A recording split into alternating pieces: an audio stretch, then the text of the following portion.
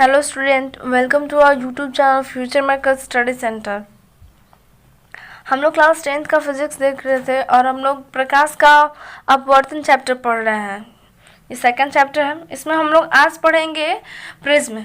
तो प्रिज्म पढ़ने से पहले यदि आप लोग अभी तक से चैनल को सब्सक्राइब नहीं किया तो चैनल को सब्सक्राइब कर दें, और वीडियो देखने के बाद अगर वीडियो अच्छा लगे तो इसको लाइक करें और अपने दोस्तों के साथ भी शेयर करें ताकि उनको भी इससे थोड़ी मदद मिल सके। ठीक है, चलिए आइए देखते हैं प्रिज्म। किसी कोण पर झुके दो समतल पृष्ठों के बीच घिरे किसी पारदर्शक माध्यम को प्रिज्म कहते हैं। किसी कोण पर झुके दो समतल पृष्ठों के बीच घिरे किसी पारदर्शक माध्यम को हम लोग प्रिज्म कहते हैं। कोई कोण पे, कोई एंगल पे ऐसे झुका हुआ रहेगा और वो पारदर्शक होना चाहिए, यानी कि पारदर्शी, आर पार उसमें प्रकाश जाना चाहिए, हमें दिखना चाहिए। तो ऐसा कोई माध्यम रहेगा उसको हम लोग प्रिज्म कहते हैं। जैसे कि आप लोग झोपड़ी देखे होंगे, ये 3D फिगर है ना, तो पेज पे समझ में नहीं आएगा। इसको आप लोग जैसे कि ऐसे हो गया ना, हाउस, ऐसे ऐसे हाउस आप लोग को दिख रहा है, और इधर से भी एक सरफेस रहेगा, आगे से भी और पीछे से भी और नीचे से भी 5 सरफेस टोटल रहेंगे। समझ में आ रही होगी आप लोग को। दोनों तरफ से 2 सरफेस, एक दोनों तरफ इधर से भी 2 सरफेस, और ऊपर वाला ऐसे ज्वाइंट रहना चाहिए और नीचे वाला एक ऐसे रहना चाहिए।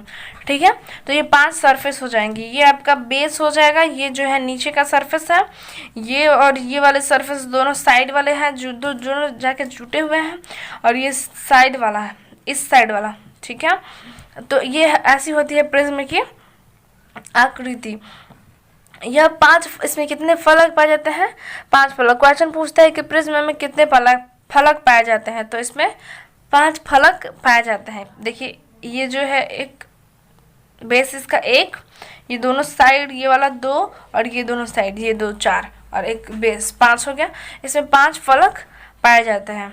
ठीक है, आइए देखते हैं प्रिज्म से संबंधित कुछ मुख्य पद। पहला है अपवर्तक पृष्ठ, यानी कि रिफ्रैक्टिव सरफेस। जिस सतह से प्रकाश का अपवर्तन होता है उसे अपवर्तक पृष्ठ कहते हैं। जिस सतह से प्रकाश का क्या होता है? अपवर्तन। तो ये वाली जो सतह है, ये वाली सतह और ये वाली सतह, ये जो दोनों सतह है, इससे हमारा प्रकाश का क्या होता है?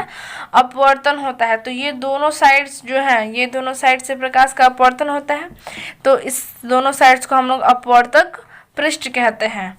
इसमें दिखा है कि चित्र में a dash b dash b और a डैश, ये वाली जो है ये रेक्टेंगुलर शेप का होता है। ठीक है, यह एक आयत के जैसा होता है। तो ये जो कहलाता है आपका अपवर्तक पृष्ठ, और a dash, c dash, a, c और a, ये भी एक अपवर्तक पृष्ठ ही कहलाता है। ठीक है, अब सेकंड नंबर देखते हैं अपवर्तक कोण, यानी कि रिफ्रैक्टिंग एज। तो इसमें देखते हैं अपवर्तक पृष्ठ जिस रेखा पर मिलते हैं उसे अपवर्तक कोण कहा जाता है। चित्र में a डैश a अपवर्तक कोण है। अपवर्तक पृष्ठ, ये दोनों पृष्ठ जिस सरल रेखा पर मिलती है, तो ये इस सरल रेखा पर मिल रही है। किस सरल रेखा पर मिल रही है? इस सरल रेखा पे। तो इस सरल रेखा को हम लोग अपवर्तक कोण कहते हैं। क्या कहते हैं? अपवर्तक कोण। ए और ए डैश, ये क्या है? अपवर्तक कोण है। प्रिज्म का अपवर्तक कोण नेक्स्ट है। प्रिज्म का अपवर्तक कोण, refracting angle of the prism. अपवर्तक पृष्ठों के बीच के कोण प्रिज्म का अपवर्तक कोण कहलाता है। इसे प्रिज्म का कोण भी कहते हैं। एंगल ए को हम लोग प्रिज्म का कोण कहते हैं। हम लोग फिगर से समझेंगे। अपवर्तक पृष्ठ के बीच के कोण को, अपवर्तक पृष्ठ हमारा ये है, अपवर्तक पृष्ठ के बीच में जो कोण बनता है, यहाँ पे जो कोण बन रहा है, दोनों के झुकाव से जो कोण बन रहा है, उसी कोण को हम लोग प्रिज्म का अपवर्तक कोण या फिर उसको प्रिज्म का कोण भी कहा जाता है। तो एंगल ए जो है हमारा क्या है? प्रिज्म का कोण है। नेक्स्ट देखते हैं हम लोग प्रिज्म का आधार, यानी कि बेस ऑफ प्रिज्म। अपवर्तक कोण के सामने वाला पृष्ठ B C, C dash, B dash को प्रिज्म का आधार कहते हैं। अपवर्तक कोण हमारा a डैश a है, इसके सामने वाला तो ऐसे जब हम लोग बना रहे हैं तो इसके सामने वाला जो नीचे है वही आएगा ना, तो नीचे वाला जो है बेस कहलाएगा।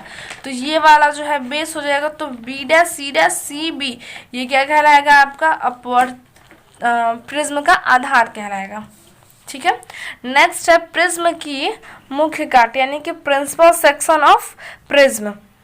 देखते हैं, अपवर्तक कोर के लंबवत एक तल द्वारा प्रिज्म की काट ABC को प्रिज्म का मुख्य काट कहते हैं। अपवर्तक कोर के लंबवत, आइए देखते हैं, अपवर्तक कोर क्या कहलाएगा, ये इसके लंबवत यानी कि ये जो बगल वाली साइड थी हमारी, इस साइड और इस साइड वाली दोनों साइड्स थे, तो वो दोनों साइड्स ये जो काट बनती है बीच में, ये जो काट बन, इसको हम लोग काट कहते हैं। तो ये जो काट बने ये ट्रायंगुलर शेप की होती है, ये त्रिभुज के आकार की होती है, इसको हम लोग क्या कहते हैं, प्रिज्म की मुख्य काट कहते हैं। तो ABC जो है वो प्रिज्म की मुख्य काट है। ठीक है, ये ट्रायंगुलर शेप की होती है। तो प्रिज्म में 3 रेक्टेंगुलर और 2 ट्रायंगुलर शेप होती है। ठीक है, टोटल मिलाकर कुल 5 फलक होते हैं यानी कि 5 साइड्स होते हैं। अब नेक्स्ट हेडिंग है, हम लोग देखते हैं प्रिज्म से होकर प्रकाश का अपवर्तन। प्रिज्म से प्रकाश का अपवर्तन कैसे होता है, तो माना कि ABC प्रिज्म की मुख्य काट है, ये ABC, ये हम लोग ये प्रिज्म है, ये हमने साइड से लिया है। जैसे कि आप लोग प्रिज्म ऐसे खड़ा कर रहे हो तो ये जो इधर वाली इस साइड वाली हमें दिखेगी, कभी प्रिज्म आप लोग बना सकते हो पेज का, फिर देखे हुए कभी प्रिज्म, तो जो साइड वाली ये जो मुख्य काट थी हमारी ABC, तो हमें साइड से हम लोग इसको देख रहे हैं, क्योंकि चूँकि 3D फिगर पे अपवर्तन हम लोग दिखा नहीं पाएंगे, इसलिए हम लोग साइड से इसको देख रहे हैं।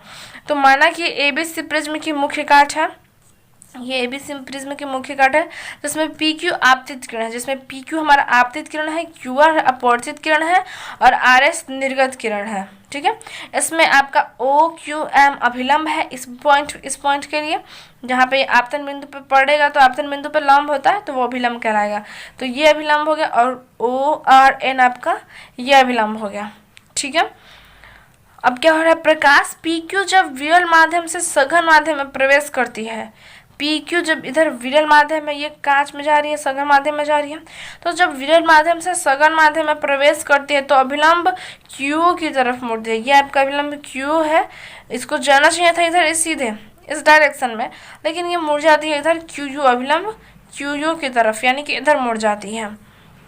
तथा पुनः जब QR सघन माध्यम से विरल माध्यम में जाती है, तथा पुनः जब QR जो QR है, यह पुनः जब सघन माध्यम से विरल माध्यम में जाती है तो यह अभिलंब RN से दूर मुड़ती है, RS की दिशा में मुड़ती है। ठीक है, RS की दिशा में मुड़ती है, यह RN से दूर हट जाती है और RS की दिशा में वह निर्गत हो जाती है। यहाँ पे RS क्या है, हमारा निर्गत किरण है। हम लोग इसको जो आपतित किरण है उसको थोड़ा इस डायरेक्शन में जाना चाहिए था, इसको हम लोग इस डायरेक्शन में ना ले जाके अपवर्तित होते तो इस डायरेक्शन में ले जाती है। ठीक है, और ये जो निर्गत किरण है इसको हम लोग कुछ थोड़ा सा पीछे ले जाते हैं, आपतित किरण पर क्रॉस कराते हैं, तो ये यहाँ पे आके इस पॉइंट पे आके वो क्या करती है, क्रॉस करती है। तो एक और टॉपिक होता है विचलन का कोण, यानी कि एंगल ऑफ डेविएशन। ठीक है, विचलन का कोण, एंगल ऑफ डेविएशन। देखिए एंगल ऑफ डेविएशन क्या होता है, आपतित किरण तथा निर्गत किरण के बीच के कोण को विचलन का कोण कहते हैं। आपतित किरण तथा निर्गत किरण के बीच के कोण को विचलन का कोण कहते हैं। चित्र में EDS विचलन का कोण है। देखिए आपतित किरण क्या बोल रहा है कि आपतित किरण और निर्गत किरण के बीच जो कोण बनता है उसे हम लोग क्या कहते हैं, विचलन का कोण। तो ये दोनों तो मिलेगा नहीं, तो हम लोग काल्पनिक रूप से इसको पीछे मिला देते तो ये इस पॉइंट पे मिलती है, और यहाँ पे जो ये एंगल बनता है यही एंगल हमारा EDR का हो या फिर S का हो, आप EDR भी कह सकते हो या फिर EDS भी कह सकते हो। तो ये वाला जो एंगल बनता है यहाँ पे, ये जो एंगल बनता है यही हमारा विचलन का कोण कहलाता है। ठीक है, एक नोट देखेंगे हम लोग, प्रिज्म का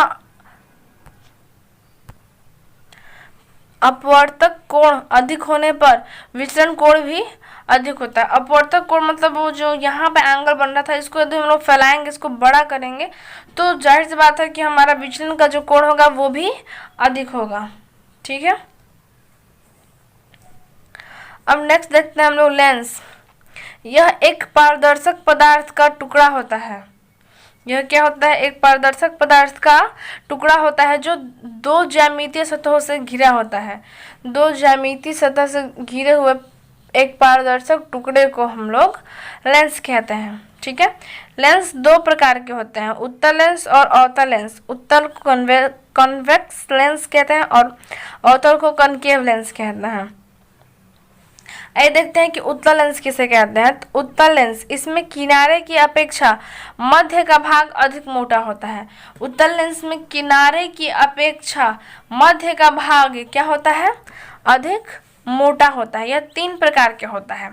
उत्तल लेंस भी कितने प्रकार का होता है, 3 प्रकार के। उभयोतल, बायोकॉन्वेक्स, इसमें दोनों तल उत्तल होता है। उभयोतल, यहाँ पे क्या बोला गया, उभयोतल, इसका संधि विच्छेद आप लोग करोगे तो उभय धन उत्तल हो जाएगा, यानी कि उभय मतलब 2 होता है तो 2 उत्तल। बायोकॉन्वेक्स मतलब 2 उत्तल, 2 कॉन्वेक्स। ठीक है, तो इसमें दोनों तल उत्तल होता है। तो फिगर में देखिए ये है उभयोतल का फिगर, ये इसमें ये भी उत्तल है और ये भी उत्तल है। कैसे पता चल रहा है, तो इसका जो परावर्तक सतह है ये उभरा हुआ है। उत्तल में क्या होता है, उभरा हुआ, तो ये भी उभरा हुआ है और ये भी उभरा हुआ, तो जिसमें दोनों उत्तल हो वो उभयोतल कहलाता है। ठीक है, सेकंड नंबर देखते हैं समतलोतल, यानी कि प्लेनो कॉन्वेक्स। इसमें एक तल समतल तथा दूसरा उत्तल होता है। नाम ही में सब छुपा है, समतलोतल, समतल प्लस उत्तल। एक तल समतल होता है और दूसरा उत्तल होता है, तो समतलोतल। ये हो गया आपका समतलोतल। नेक्स्ट देखते हैं क्या है, अवतलोतल, कॉनकेवो कॉन्वेक्स। इसमें एक भाग अवतल तथा दूसरा उत्तल होता है। अवतल प्लस उत्तल हो जाएगा।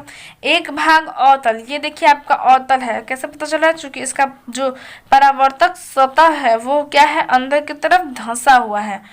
ये हो आपका अवतल और ये जो बाहर है उसका उभरा हुआ है, इधर से परावर्तन होगा, तो ये जो है वो उत्तल हो गया और ये अवतल, तो इसको अवतलोतल कहेंगे। ठीक है, ये उत्तल लेंस के 3 प्रकार हैं। अब आगे हम लोग देखते हैं अवतल लेंस किसे कहते हैं। और हाँ, एक बात देख लीजिए, तीनों में इसके बीच में का जो भाग है वो तीनों में मोटा है। उत्तल लेंस की यही पहचान है कि उसके बीच का जो भाग होता है वो मोटा होता है किनारे की अपेक्षा। ठीक है, नेक्स्ट हम लोग देखेंगे कि अवतल लेंस, इसमें मध्य भाग की अपेक्षा किनारे का भाग अधिक मोटा होता है, उसके ठीक अपोजिट होता है। इसमें क्या होता है कि मध्य भाग की अपेक्षा इसमें किनारे का भाग मोटा होता है अवतल में। यह भी 3 प्रकार का होता है, ये देखते हैं। ऐसे पहला है उभयावतल, उभय प्लस अवतल, बायोकॉनकेव। इसमें दोनों तल अवतल होता है, इसमें दोनों क्या होता है, अवतल।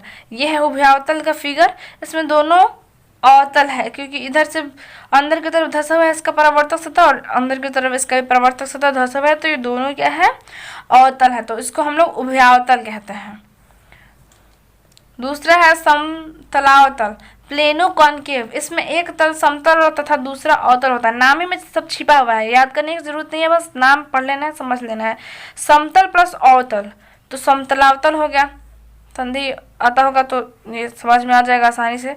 तो एक समतल होता है और एक अवतल होता है, इसका परावर्तक सतह अंदर धंसा हुआ है, तो ये अवतल हो गया और ये समतल हो गया, तो इसका नाम हो गया समतलावतल। तीसरा नंबर होता है उत्तलावतल, कॉन्वेक्सो कॉनकेव।